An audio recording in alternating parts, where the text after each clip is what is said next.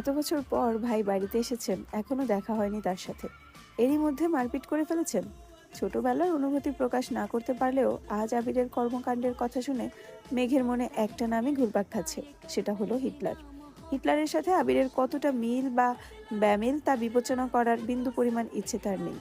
মাথায় একটা চিন্তাই ঘুরছে, ধন্যবাদ জানানো উচিত, কিন্তু সে কি আদৌ কথা বলতে পারবে হিটলারের সাথে? এসব ভাবতে ভাবতে ঘুমিয়ে পড়ল সে।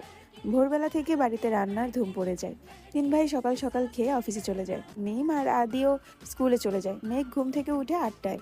রাত জাগার কারণে সকালে উঠতে পারে না সে। মাঝে মাঝে গোসল করে খেয়ে বের হয়ে যায়, মাঝে মাঝে এমনিতেই চলে যায়। 10টা থেকে 2টা পর্যন্ত বাইরে কোচিং, তারপর টিউশন শেষ করে বাড়ি ফিরে ফ্রেশ হয়ে খেয়ে একটু ঘুমায়। বিকালে একটু হই হুল্লোড় করে, তারপর পড়াশোনা করে। এই তার বর্তমান জীবন।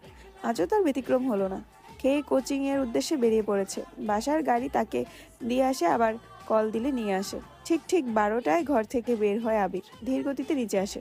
চিন্তিত মুখ দেখে মা মালিহা খান ভীতস্থরে ছেলেকে জিজ্ঞেস করেন, কিছু হয়েছে তোর বাবা? আবিরের মুখ ভারী ভাব বজায় রেখে উত্তর দিলেন, কিছু হয়নি, খেতে দাও। ছোটবেলার চঞ্চলতার ছিটে ফোঁটাও নেই ছেলেটার মধ্যে।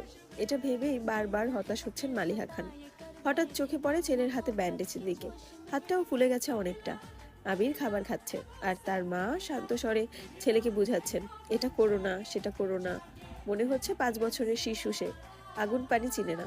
যদিও বাবা মায়ের কাছে সন্তানেরা সারা জীবনই শিশুই থাকে। খাওয়ার শেষে মায়ের থেকে বিদায় নিয়ে বেরিয়ে যায় আবির। মেঘ বাড়ি ফিরেছে 1 ঘন্টা হবে। শাওয়ার নিয়ে নিচে এসেছে খেতে। তানভীর রুমে থেকে ছুটে এসে জিজ্ঞেস করে, বড় আম্মু আবির ভাইয়া কোথায়? আজকে ওঠেন মালিহা খান, ও তো 2-3 ঘন্টা আগেই খেয়ে বের হয়ে গেছে। কেন? ইস, মিস করে ফেললাম। মালিহা খান, কি হয়েছে বাবা? মেঘ নীরবে তাকিয়ে আছে। ভাই আর বড় আম্মুর কথোপকথন শুনছে আর বোঝার চেষ্টা করছে ঘটনা কি। তানভীর বাইকে কল দিয়ে জিজ্ঞাসা করে, কোথায় আছো? আবির কি যেন বলল, শোনা যায়নি। তানভীরের চোখে মুখে উত্তেজনা স্পষ্ট।